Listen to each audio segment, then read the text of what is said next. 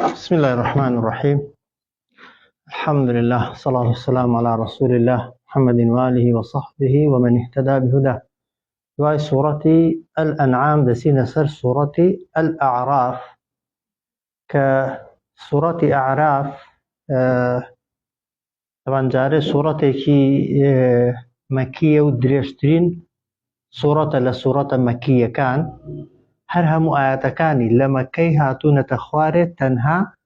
هشت آياتی نەبێت. طبعا هشت ئاەتی لە ناو سوورەتەکەیدا ئامادەنین، بەڵام لەبەرەوەی زۆرینەی لە مەکەی هاتوۆتە خوارێ پێی دەگوترێت سوورەتێکی مەکی. طبعا یەکێکە لە حەوت سوورەتە درێژەکان و لە قورئانشدا طبعا هەر ڕێزبەندی حەوتەمی وەرگرتووە، یەک لە حەوت سوورەتەکانە، بەڵام لە سوورەتە مەکیەکان طبعا لە هەمووان درێژترە. جارێ ناوەکەی لە چێوە هاتووە؟ وشەی ئەلئەعراف. ئەعراف بە معنای چ دێ؟ یعنی شوێنی یعنی شوێنێکی بەرز، یعنی شوێنێکی بڵند.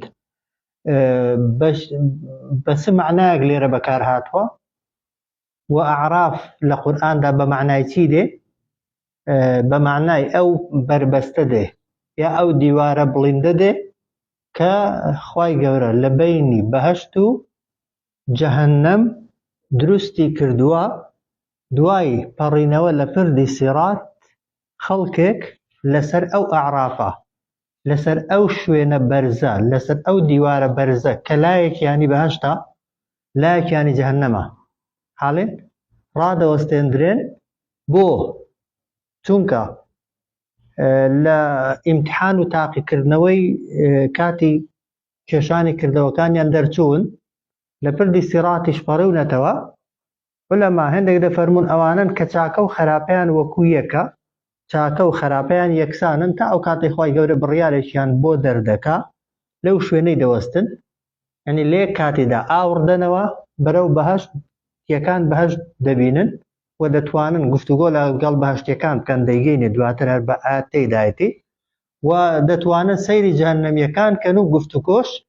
لەگەڵ جەهەنەمیەکان دەکەن. و هێندێکیش دەفەرمون ئەو کەسانن کە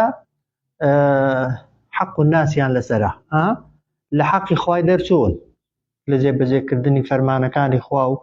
لەو گوناهانەی کە پەیوەندیان بە نێوانی خۆیان و خوایەوە هەیە لە ئیمتحانەکەی دەرچوون یاخوا عەفوی کردوون، بەڵام حەقی خەڵکیان بەسەرەوە ماوە، مافی خەڵکیان بەسەرەوە ماوە، لەو شوێنەی ڕادەوەستێندرێن هەتا لەگەڵ ساحب حەقەکەی سوڵحی دەکەن یان خوا سوڵحیان بۆ دەکا. وازحە؟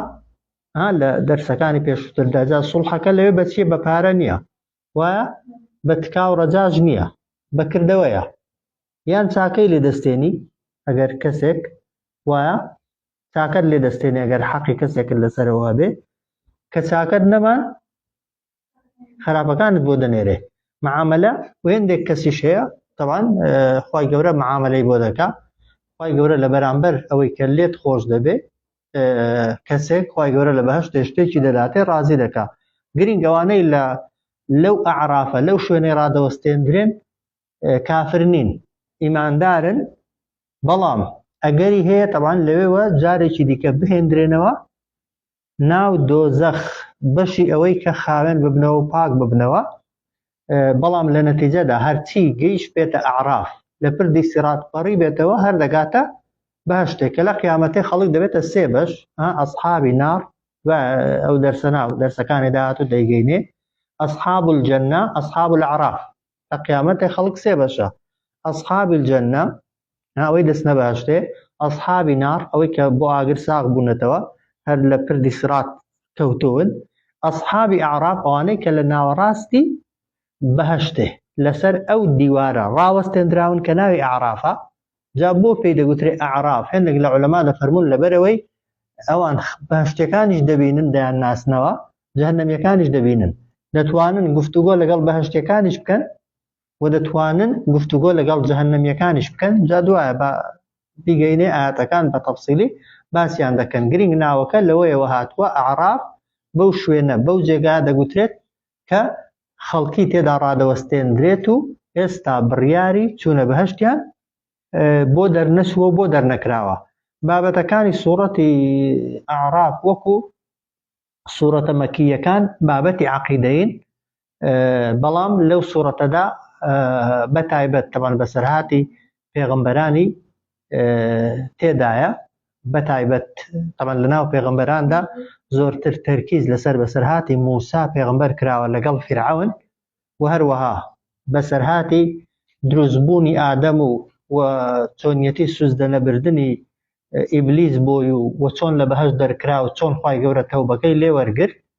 و چۆن عقوبەی دان و چۆن دواتر لێ وەرگرتن و پاشان خوای گەورە باسی کۆمەڵێک نەتیجە ئەنجام دەکات کە وەکو گوتم باسی بەهەشتیەکانمان بۆ دەکا، باسی جەهەنەمیەکان دەکا و باسی ئەعرافەکە دەکات و إلى آخره لە ئەوەلی ڕاتا کۆتایی سوورەتەکە هەمووی بابەتی عەقیدەیە، بابەتی ئیمانیە، قیسەس و بەسەرهاتە بۆ دەرس و پند و ئامۆژگاری وەرگرتن، هیچ ئەحکامێک حەڵاڵ و حرامێکی ئەوەی حکمی لە سوورەتەکەیدا باز نەکراوە. سەرەتای سوورەتەکەش بەچی دەست پێ دەکا؟ بە ئەلیف لام میم صاد. ئەلیف لام میم صاد پێیان دەگوترێت پیتە مقەطعەکان و هەروەها پێیان دەگوترێت ئاياتی متەشابه، ئەو ئاەتانە کە معنای دقیق و 100% هیچ کەس نایزانێ جگە لە خوا، کە لە سوورەتی ئالی عیمران و پێشتر لە بەقەرەی باسمان کردووە کە قسەی زۆریان لەسەرە، بەتایبەت ئەو ئەلیف لام میم سادە هێندێکیان دەفەرمون ئەو ناوانە کورتکراوە دەڵێن ئەلیف مەبەست لێی ئەڵڵایە، ئەلیف کە پیتی یەکەمی ناوەکەی ئەڵڵایە، لام مەبەستی سیفەتێکی خوایە کە لەطیفە، میم دەفەرمون مەبەستی ناوی مەجیدە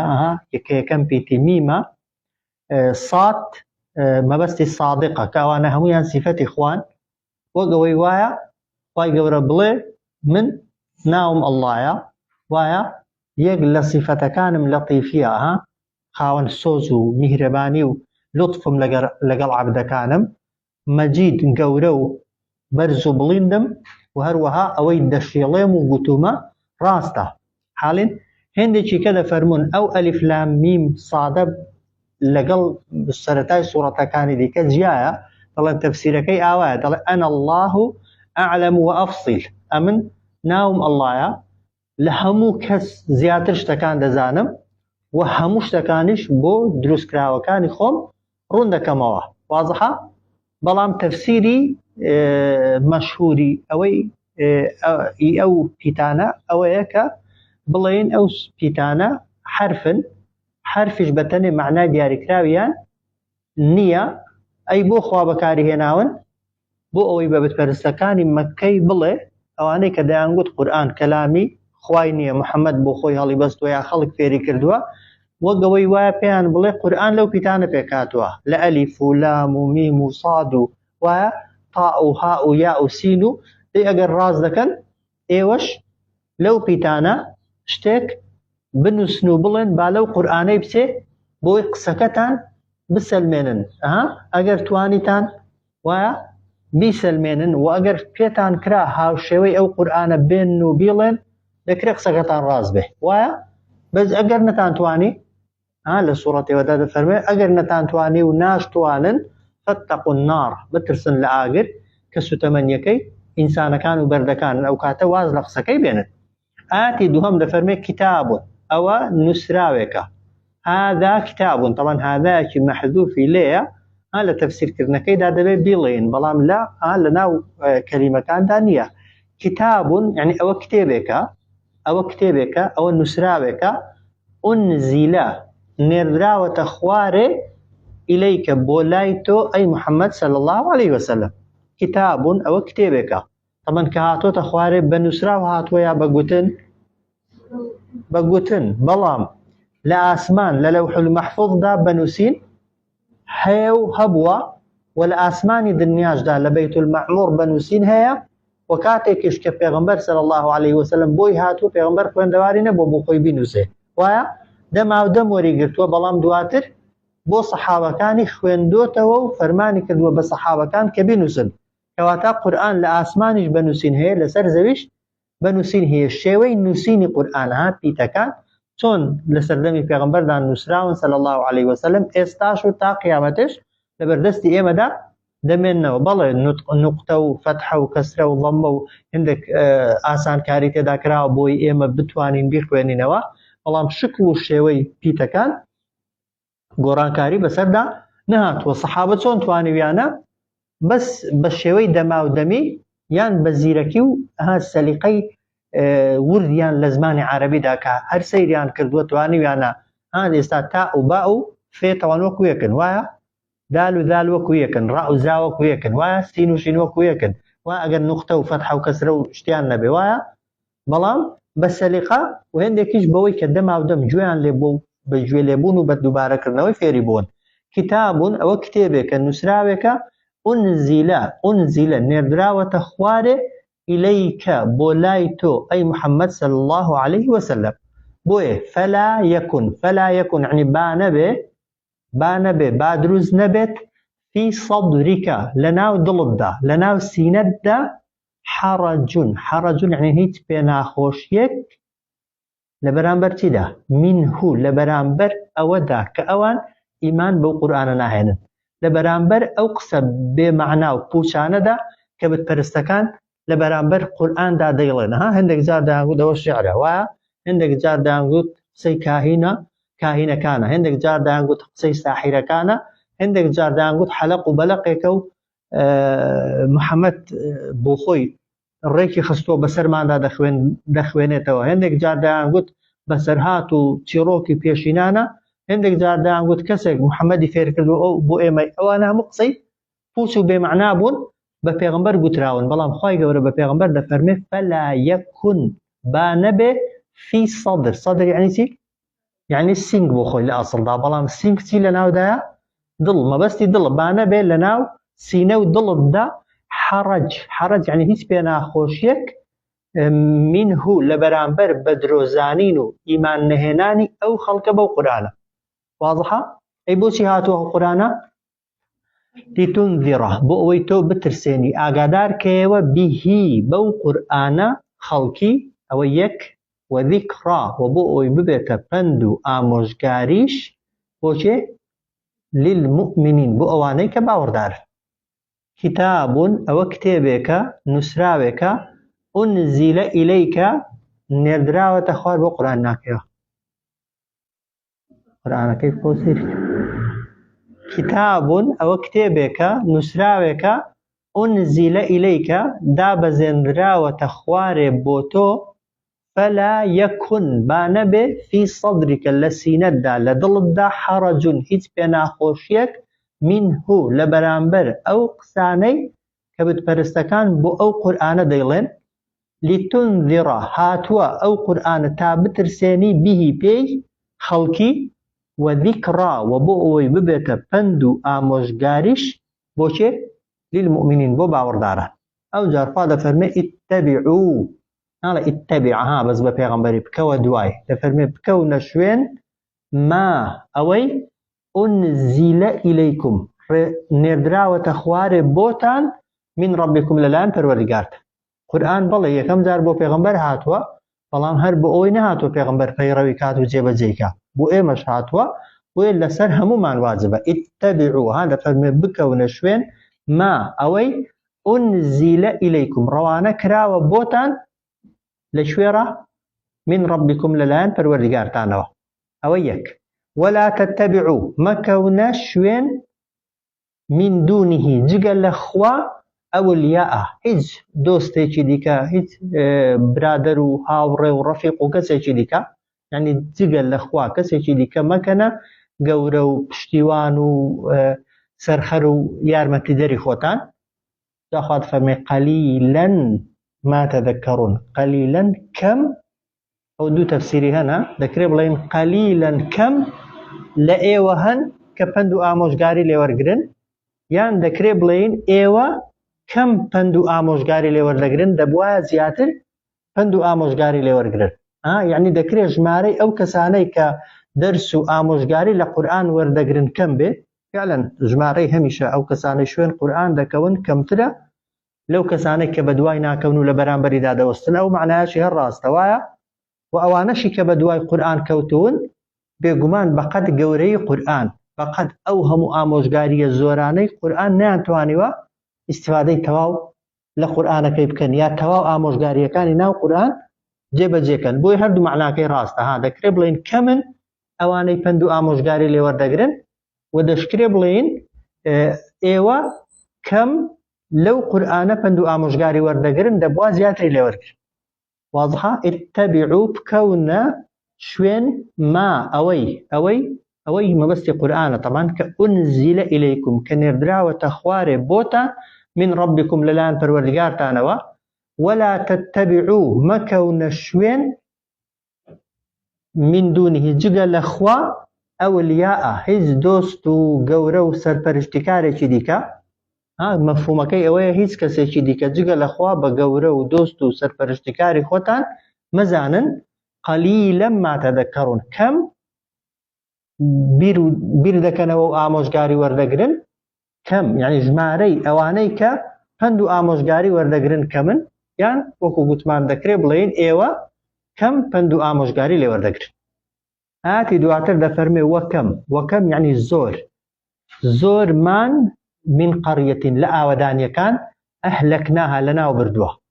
طبعاً خوای گەورە ئاوەدانیەکەی لەناو بردوون یا خەڵکی ئاوەدانیەکەی خەڵکەکە و طبعاً زۆر جار ئاوەدانیەکەشی بەڵام ئامانج لێی سزادانی ئاوەدانیەکەی یای خەڵکەکەیەتی پێگومانی خەڵکەکەیتی ئاوەدانیەکەی هیچ تاوانێکی نین بەڵام خوای گەورە لە زیاتی خەڵکەکە مەکانی خەڵکەکەی لە زیاتی خەڵکی ئاوەدانیەکەی بەکارهێناوە لە عەرەبیدا لە بەلاغەدا پێدوترێ مەجاز لە زیاتی بەکارهێنانی کەسەکە شوێنی کەسەکەی بەکارهێناوە وەکەم من قەریەتین زۆر لە ئاوەدانیەکان هێندێکی دەفەرمون وەکەم من ئەهلی قەریە لە بەینی مینی و قەریەکەیدا ئەهلێکی مەحذوفەیە لە تەفسیرکردنەکەیدا دەبێ بڵێن زۆر لە خەڵکی ئاوەدانیەکانمان لەناو بردوون واضحە هەر بە حەقیقیش مەبەستی ئەوەیە یعنی خەڵکی زۆرێک لە خەڵکی ئاوەدانیەکانمان لەناو بردوون بەڵام کەی لەناومان بردوون فەجاءەها بۆیان هاتووە بەئسونا سزای ئێمە بەیاتەن هەندێک جار بە شەوێ هەندێک جار لە شیرنی خەودا بوون لە شەوێدا لە تاریکایی شەودا خوای گەورە سزای بۆ ناردوون ئەو هم یان کاتێک ئەوان قائلون یعنی لە ڕۆژێدا خەوتون و ئیسراحەتیان کردووە قائل لە قەیلولەیەوە هاتووە قەیلولە بە خەوێک دەگوترێ کە پێش نیوڕۆیان خەڵک تێیدا دەخەوێت بۆ ئیسراحەتکردن یان خەوی دوای نیوڕۆیان تەبەنەوەی کە خەڵک لە کاتی گەرمایدا ئیسراحەت دەکات و دەحەوێتەوە جاخوا هەندێک جار بە شەو سزاکەی خۆی ناردووە هەندێک جاریش لەو کاتانەدا کە خەڵک نووسووە لە ڕۆژێدا و هەندێک جاریش خەڵکەکە بەخەبەر بووە ئاگای لێ بووە و دەنگی زرمەی سزایەکە جا ئەگەر دەنگ بوو بێ یان ئاوەکە بەنمونە کە غەڕکردن بوو بێ یان بەردەکان ئەگەر بەرباراندن بوو بێ زەوی ژێراوژوورکردنەکە کە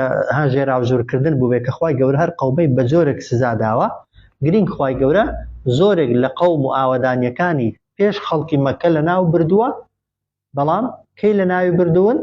وەن ئەو کاتەی کە پێغەمبەریان بۆ هاتووە و ئیمانیان بە پێغەمبەرەکان نەهێناوە ئەوە ئینزارە و ترساندنە بۆ ئومەتی پێغەمبەر و بەتایبەت خەڵکی مەکە ئەو کات و ئێستاش بۆ ئێمە وەکەم من قەریەتین زۆرێک لە ئاوەدانیەکانمان ئەهلەکناها لەناو بردن فەجاءەها بۆ ئاوەدانیەکان هات کە گوتمان یعنی بۆ خەڵکی ئاوەدانیەکان هات بەئسوناس بەئس یعنی سزای ئێمە بەیاتەن بە شەوێ ئەو هم یان کاتێک ئەوان قائلون لە ئیسراحەتی ڕۆژێدا بوون لە خەوی ڕۆژێدا بوون و لە ڕۆژێدا خەویان لێکەوت بوو ئیسراحەتیان کردبوو ئەو جارەگەر سزاکەیان بۆ هات چیان کرد فما كان دعواهم فما كان يعني نبو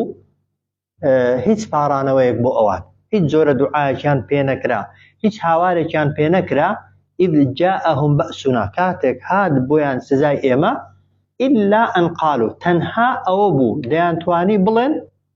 إنا كنا ظالمين بيقومان إما لستم كاران بوين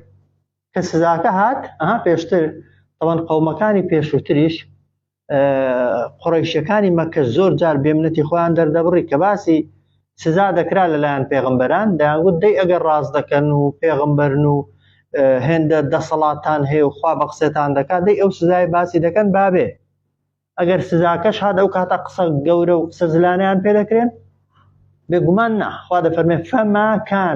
فما كان يعني نەبوو دعواهم هیچ پارانەوە و هاوارێک بۆ ئەوان إذ جاءهم كاتك هاد بويان بأسنا سزاي إما إلا أن قالوا تنها أو بو قتيان إنا كنا ظالمين بيقومان إما لستم كاران بوي يعني إما بخومان استمان لخومان كرت طبعا إنا كنا ظالمين أو اعتراف كردن بوتاوان باري أجر فيش هاتني سزاي بزور مهمة وها آدم سلامي خواهي لسر بك بأمري خواهي كرت لدرسي دهاتو تا ديگيني دعاي سركي أو بو هذا يفرمو ربنا ظلمنا أنفسنا ويا بس باعتراف كردن بقناها كي خواهي قبل اللي خوش بو يونس سلامي خواهي لبكات خواهي كبابي أمري خواهي قومكي بجهشت بو لا إله إلا أنت سبحانك إني كنت من الظالمين بو إما شاء لحالتي آسايدا كقناهيك دا كيو دا تيب قريوا تاكترين شوازي قرانوا أويا بلي خواهي تعمبارم خواهي خرابكم كرت دان بخرابەکەم دادێنم اعتراف بە تاوانەکەم دەکەم دەزانم تاوانەکەشم گەورەیە بەڵام دەزانم جگە لە تۆ کەس ناتوانێ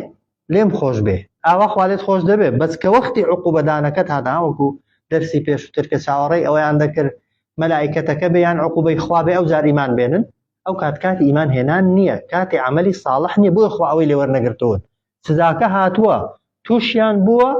أو جار قلت أنا إنا كنا ظالمين أو بس اعترافك ناچارية هيच قيمتين يبو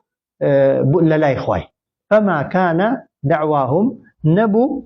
بو أوان هيच بارانويك إذ جاءهم كاتك يعني أوان هيच بارانو دعاء كان بين ذكرى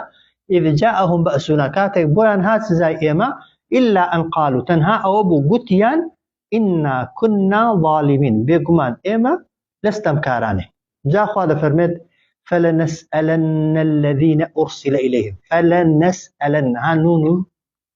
سين لام نون بيكوا قلت ما نقر لفعل كده هات نزيد بيت سوين يعني سوين بخوا سوين بي إما برسيار دكينوا لكيه الذين لو كساني كأرسل إليهم كروانا كراوا بويان سوين بي لقيامت دا برسيار دكينوا لا لچه لقومكان لقلكان اوانيك پیغمبرانيان بو هاتوا پرسیاریان لێ دەکەین پێغمبەرتان بۆ هات یا بۆ نەهات طبعا دەبێ بڵێن چی بێگومان دەبێ بڵێن بەڵێ ئەی پێغمبەرەکە باسی ئەو سزا و عقوبە و قیامەت و دوا ڕۆژەی بۆ کردن یا بۆ نەکردن بێگومان هەر دەبێ بڵێن بەڵێ ئەی بۆ ئیمانتان پێنەهێنان و بۆ بەدوایان نەکەوتن أو كاتدي ساندلين أو إنا كنا ظالمين إما استمان كربوي همو خلقك لقيامته أو إيكا پیغمبري بو هات به پرسیاری لێ دەکرێتەوە ها باسمان کردووە پێشترایگە پیغمبري هەر بۆ نەهات بێ دەنگ و باسی قیامەتی هەر نەبیست بێ هەر ئامۆژگاری نەکرا بێ ئەوانە لەوانەیە لای خوای گەورە حکمیان و بڕیاریان و عاقبەت و سەرنجامیشیان جیاوازە ئەوانە پێیان دەگوترێ ئەهلی فترە ئەو سەردەمەی کە پێغەمبەری تێدا نەهاتووە بەڵام قەومێک پێغەمبەری بۆ هات پێ و پەیامی پێغەمبەرانی پێگەیشت پێ یەک بەیەک خوای گەورە پرسیاری لێ دەکات پێغەمبەرت بۆ هات یا بۆت نەهات و جوابت بۆ پێغەمبەرەکەی چی بوو ئەو پرسیار لێکردنە طبعا يعني سەرزەنشکردن و لۆمەکردنە بۆ کافرەکەی وەلەنەسئەلەنە المرسلین خوا دەفەرمێ وەسوێن بێ پرسیاریش دەکەینەوە لە پێغەمبەرانیش واضحە پێغەمبەرانیش پرسیاریان لێ دەکرێت پێغەمبەران پرسیاریان لێ دەکرێت پرسیاری ئەویان لێ دەکرێت ئایا پەیامەکەی خوات گەیان دیانەت گەیان واضحە بێگومان طبعا گەیاندویانە و ئەو قەومەشی کە پێغەمبەرەکان بۆ هاتووە شاهدی بۆ پێغەمبەرەکان دەدەن ئەو جار پێغەمبەرەکان لە لێپرسینەوەکەی ڕزگاریان دەبێت بۆیە پرسیاری پێغەمبەران سەلامی خوایان لێبێ لەوەیە کە ئایا يعني وەکو طبعا پرسیاری پێغەمبەران وەک پشتیوانی و پشتگیریە لە پێغەمبەرەکەی بەس پرسیاری قەومەکەی وەکو سەرزەنشکردن و وەک دەڵێ لۆمەکردنیانە ويخوا دفرمي فلنسألن الذين أرسل إليهم سوين بي فرسيار دكينوا لواني روانا كراو بويان پیغمبران ولا نسألن وسوين بي فرسيارش بكينوا لخودي پیغمبرانش تا خوا پیامكي خوایان وكو خوي گياندو يا نگاندو واضحة أو جار فلنقصن عليهم بعلم هذا فرمي سوين بي أولي هالبرسيارك بها أو جار فلنقصن سوين بي دجيرينوا باز دكين عليهم بسريان دا هرچي قطويانا وكردويانا بعلم بزانست زانياري كتاب هرچي قطو مانا وهرچي كردو مانا إما چاك بيا خراب بها ويا إيمانت بپیغمبرکان هنا بيا پيدنا هنا بن خوای گورا لقيامته خبري هموان من پيدا داته وجا خبرك بچيا يا طبعا خبرك او هیچ خوا بو خوي راستو خود زانه ويا نامي كردو كانت همو كردو كاني تيدانا خوای گورا دي لپیش دمت دادنه بو خود دي خوينيوا دو ملائكه كانت كردو كانيان بونوسي بانك دكرين ويا او اندامي كردوكت پێ کردووە چاکەکە یا خراپەکەت پێ کردووە خراپە و چاکەکەی لەسەر تۆمار کردووی وایە و ئەو شوێنەشی کە ئینسان خراپەکەی لێ دەکە یا چاکەکەی لێ دەکا کردەوەکەی لەسەر تۆمار کردوین ئەوە علمی چەندە بێگومان ئەوە علمێکی 100% ها فلنقصن سوێن بێ دەجێڕینەوە عليهم بەسەریاندا هەرچی کردویانە کە دەجێڕینەوە بەسەریاندا یعنی باز دەکەینەوە بۆیان پیشانیان دەدەینەوە هرچی کردویانە بە زانست و زانیاریەکی تەواو وما كنا غائبين ئێمە هیچ کاتێک غائب بێ ئاگا نابین لەو کار و کردەوانەی کە ئەوان کردویانە هیچ شتێک لەو کار و کردەوانەی کە ئەوان کردویانە لە ئێمە ون نییە و هیچ کارێکیان نییە ئێمە پێمان نەزانی بها يعلم خائنة الأعين وما تخفي الصدور خوا دەفەرمێ خوای گەورە ئەو ناپاکیانەش کە بە تیلەی چاو ئینسان دەیکا خوا دەیزانێ لەوەش گرنگتر ئەوەی کە لە ناو دڵیشتدا دەیشاریەوە لەویش ئەولاتر وایە ئەوەی کە بە خوتخوتە بەسەر دڵت دادێ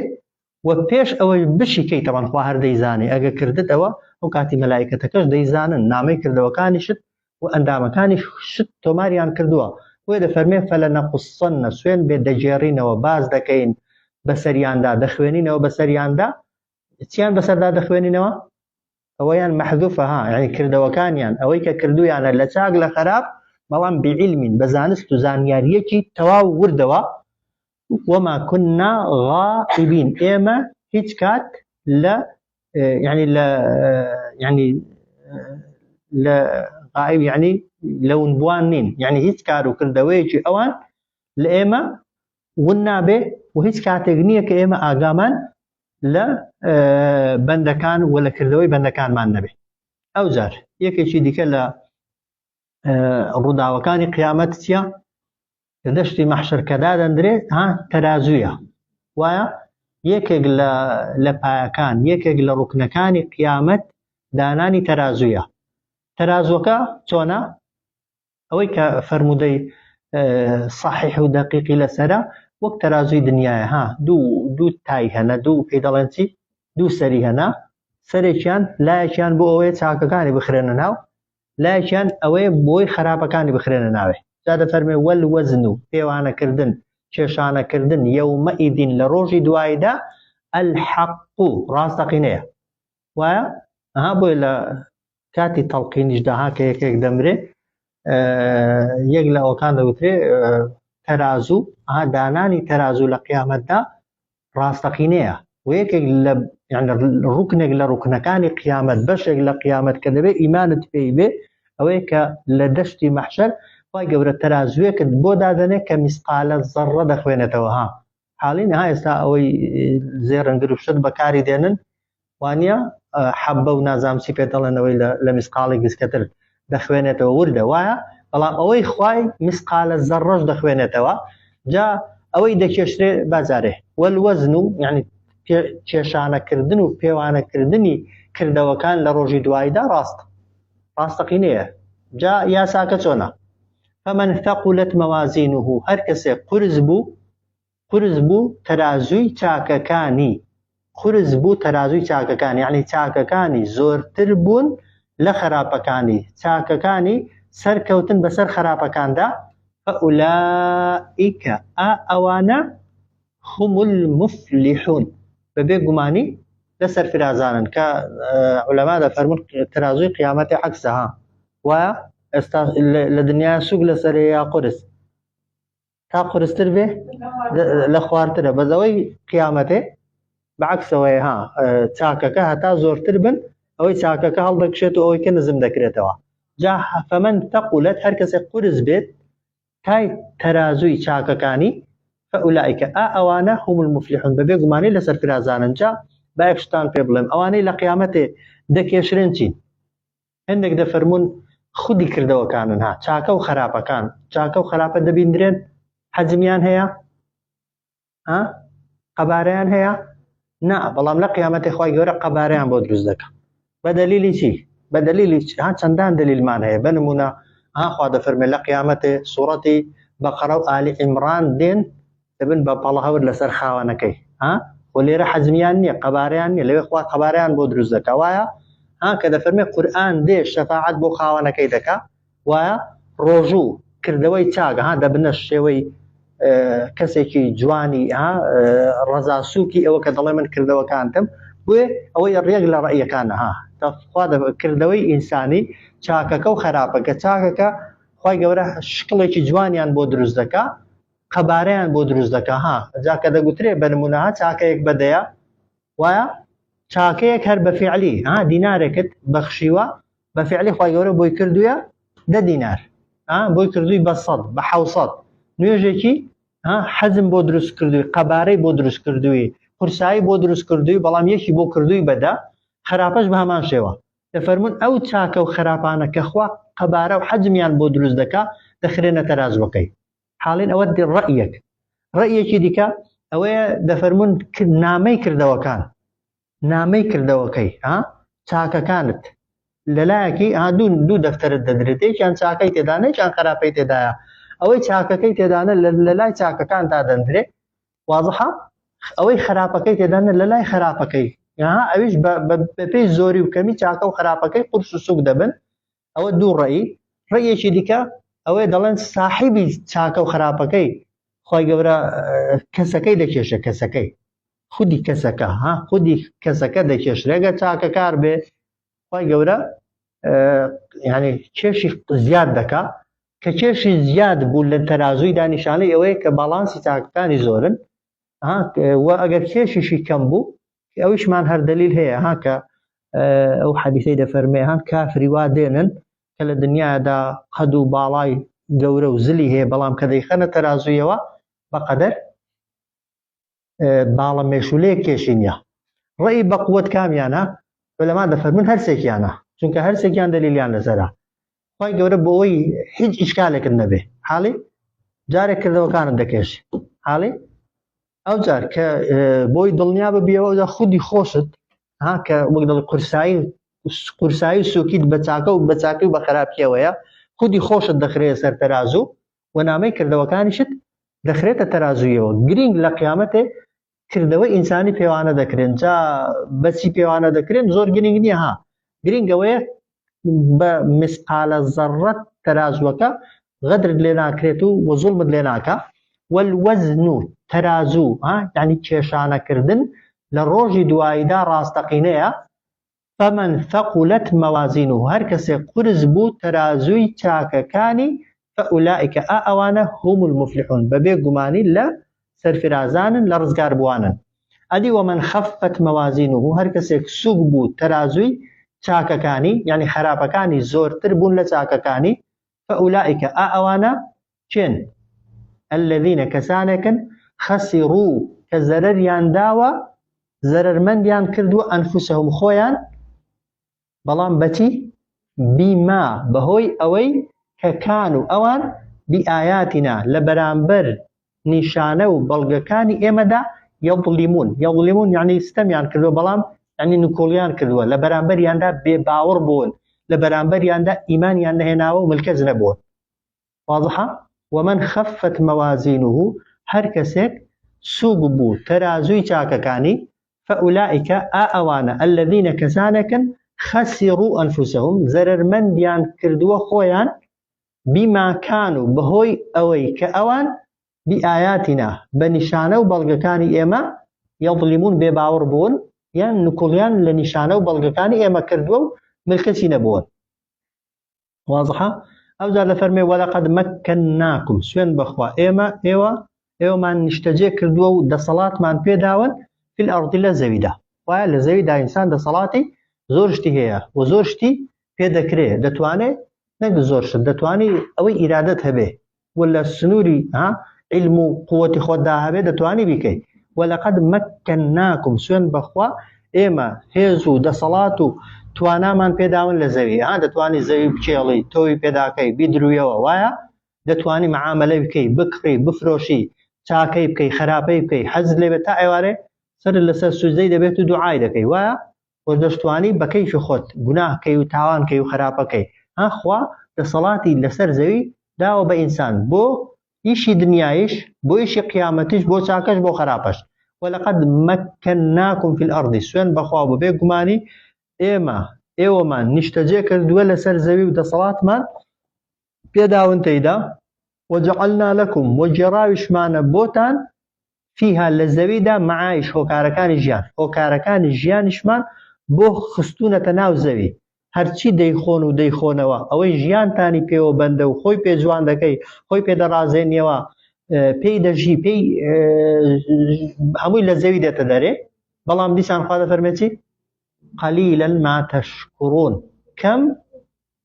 لە ئێوە شوکرانە بژێری دەکەن یان ئێوە کەم شوکرانە بژێری خوا دەکەن هەردوو معناکەی ژمارەی ئەو کەسانەی شوکرانە بژێری خوا دەکەن کەمە یان